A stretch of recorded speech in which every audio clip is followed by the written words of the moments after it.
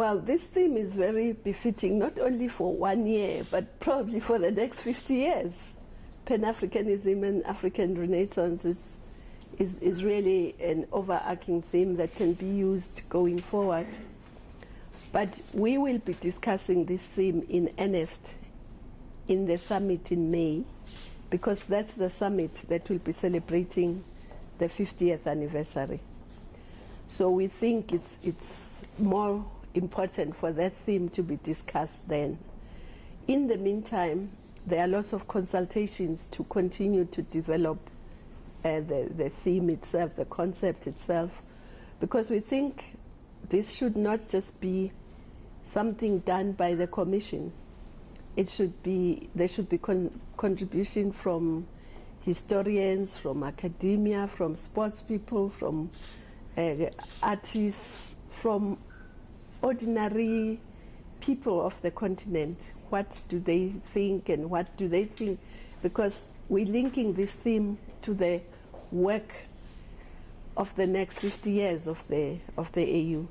Of course, the most prominent and important achievement of the last 50 years has been the decolonization of Africa, which is what the forebearers who started the Organization of African Unity put at the center of their work, and unity of the Africans to achieve that. And I think we can say without fear of contradiction that they did achieve that. But of course, they achieved that through working together in a spirit of solidarity. It didn't matter whether you came from the east, west, or north.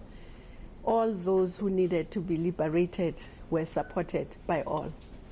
And that spirit of solidarity was very important. And that spirit of unity, when they went to the UN to put resolutions, they all worked together. So I think that's a lesson from the past, and I think it's a lesson that we must carry into the future as well.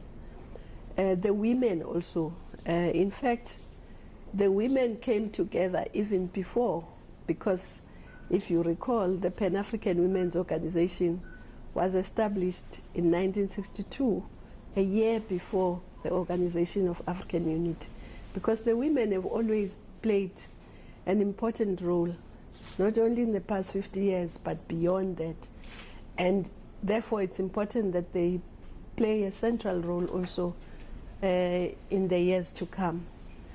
So I think this 50th anniversary will give us that opportunity to really reflect on where we come from, what lessons we've learned, what could we have done differently, what we have achieved, and locate where we are, and then plan where we want to go in the next 50 years. So this is a great opportunity for all, including the citizenry of our continent, not just the political leadership or government leadership. I think a lot has been achieved on the continent. A lot of work is being done on a day-to-day, but I think we could communicate it better so that people know what's going on and therefore develop an interest in participating, because you can't have an interest in something you don't know. So I think you and everybody else should assist in making sure that we communicate better, not only when there are problems, when there's conflict, then everybody communicates, and we end up being known as an organization that only deals with conflict, whereas we deal with both development issues and integration issues, plus then, of course, conflicts. But it's the way we communicate. So we hope you can be partners in this communication.